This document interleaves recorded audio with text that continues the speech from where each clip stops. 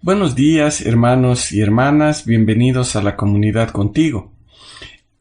Esta semana vamos a comenzar una serie de devocionales a través del primer libro de Samuel, que es en realidad la continuación de la historia del libro de los jueces en el pueblo de Israel.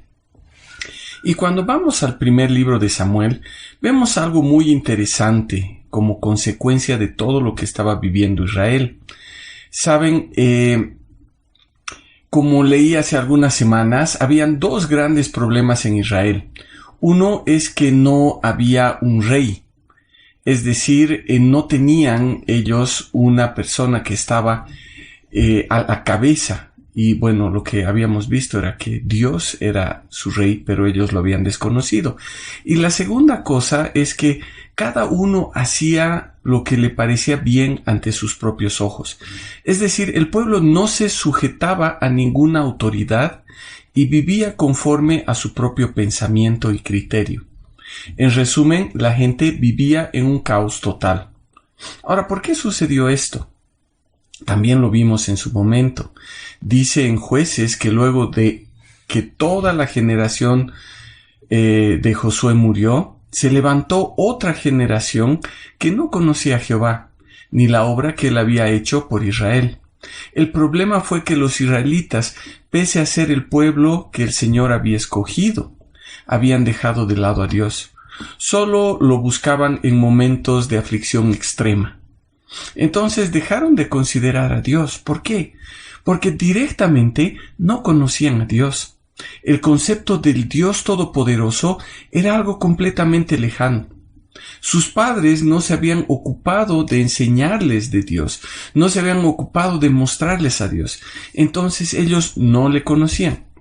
Vivían en una cultura donde había una noción completamente distorsionada de quién era Dios. Entonces, cuando vamos a los primeros versículos del libro de Samuel, encontramos a un hombre llamado Elcana. Y en el versículo 3 dice, del primer capítulo de Samuel, que aquel hombre subía año tras año desde su ciudad para adorar y ofrecer sacrificios a Jehová de los ejércitos en Silo. Elcana era un hombre que creía en Dios. Era un hombre que adoraba a Dios e incluso hacía sacrificios a él. Es decir, era una persona temerosa de Dios que cumplía con los rituales para mantenerse dentro de su religión. Pero este hombre tenía un problema. Saben, este hombre tenía dos mujeres, Ana y Penina.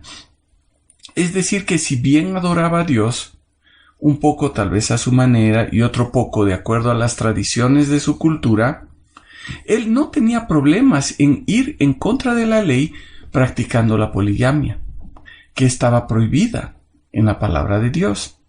Él podía ir y adorar y ofrecer sacrificios con sus dos esposas y los hijos de una de ellas porque la otra era estéril. No encontraba ninguna incompatibilidad en ser parte del pueblo de Dios e ir en contra de lo que Dios decía. En pocas palabras, no había una conciencia moral en las personas. Pero ¿por qué sucedía esto? ¿Saben? Porque era uno de los tantos, por no decir era uno de todos, que no habían escuchado de una forma clara y correcta quién era Jehová. Pero también había otro problema, y era que incluso los mismos sacerdotes y jueces encargados de enseñar la palabra de Dios y de juzgar de parte del Señor eran ignorantes y estaban corrompidos. Estaban ahí los hijos de Elí, que se llamaban Ofni y Fineas, que está en Samuel 1:3, que, como dice el capítulo 2, eran hombres impíos, que ni siquiera conocían a Jehová. Es decir, los mismos sacerdotes que estaban sirviendo en el santuario conocían a Jehová. Eran hombres impíos, es decir, hombres que no consideraban a Dios en su camino. Dice que ellos eran irreverentes, y que robaban las ofrendas que llevaban las personas y que también tenían una conducta moral reprochable en otras áreas de su vida. Entonces ni las personas que tenían que ser guías espirituales para el pueblo conocían a Dios. Había una falta de guía. Entonces eso llevó al pueblo a una decadencia espiritual terrible, donde la gente no sabía lo que verdaderamente tenía que hacer. Entonces lo segundo que pasaba es que no había una vida espiritual en las personas. Ellos no estaban viviendo conforme a Dios. Y entonces eso, sumado a la falta de rey, porque dice que ellos habían desconocido a Dios como su rey, no había unidad del pueblo y no había autoridad, y cada uno hacía lo que le parecía bien a sus propios ojos.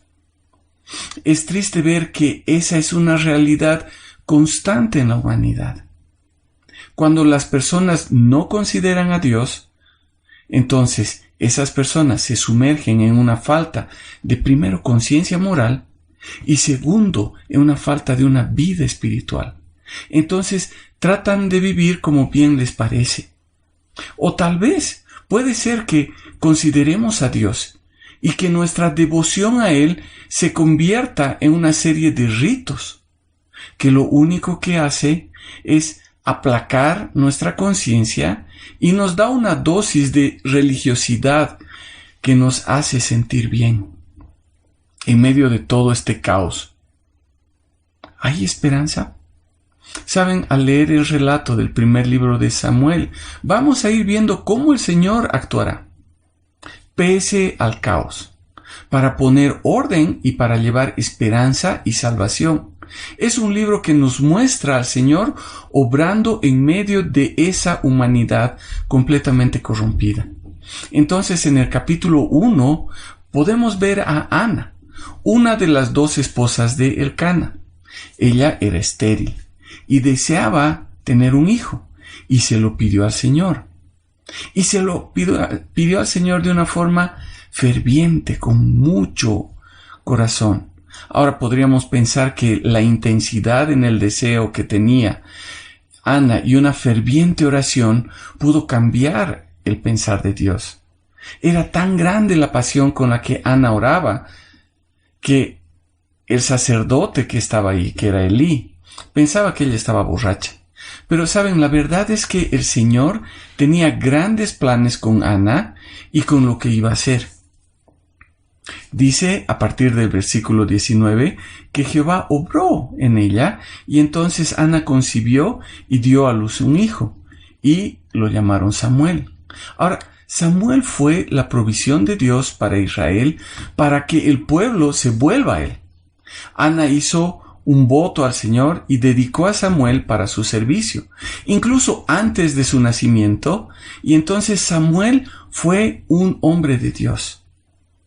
Como iremos viendo, Samuel fue el gran instrumento del Señor en la vida del pueblo de Dios.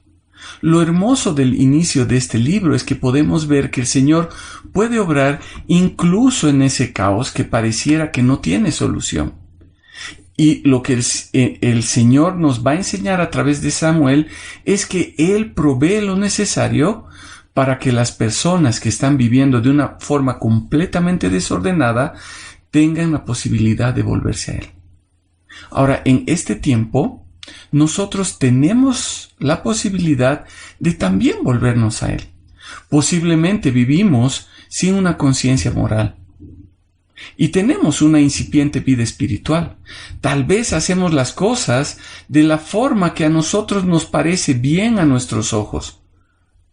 Pero ¿saben qué? El Señor quiere obrar, porque a través de Jesús, Dios proveyó para nosotros la forma final y definitiva para restablecer nuestra relación con Él. En el tiempo de Samuel, Israel de a poco se volvió a Dios. Pero saben, esto fue temporal. Cuando vemos la época de los reyes, vamos a ver a Israel completamente sumida en el caos. Y ese es el problema de pensar que la solución está en hacer lo mejor posible como seres humanos. Pero con Jesús, el Señor provee algo definitivo, algo perfecto. En Cristo tenemos la solución que nos va a llevar a vivir eternamente con Dios. Mientras estamos aún en este mundo caído, a través de Jesús, el Señor está obrando para santificarnos, para que cada vez nosotros crezcamos más a la imagen de Él. Pero va a llegar un día en el que Él nos va a glorificar, para que su obra esté completa y nosotros estemos completamente preparados para vivir en su presencia por la eternidad. Vamos a orar. Padre amado, te damos gracias por tu palabra. Gracias, Señor, porque podemos ver que pese al caos en el que la humanidad puede vivir, tú puedes obrar. Y, Señor, te pedimos que tú nos ayudes a vivir conforme a tu voluntad. Padre amado, te quiero pedir que las personas que aún no han conocido a Cristo y que tal vez te están escuchando esta mañana, puedan conocerle y puedan entregarle su vida a Él, Señor. Te quiero dar gracias, Señor, por los que hemos creído, que podemos vivir en ese proceso en el que tú nos estás santificando, tú nos estás perfeccionando, y que un día, Señor, tú nos vas a presentar completamente perfectos para que podamos vivir contigo por la eternidad. Te damos gracias, Padre, en el nombre de tu Hijo amado. Amén. Bueno, hermanos, hermanas, eso es todo por hoy, y mañana vamos a seguir viendo un poco más acerca de este libro de Samuel. Buenos días y que el Señor les bendiga.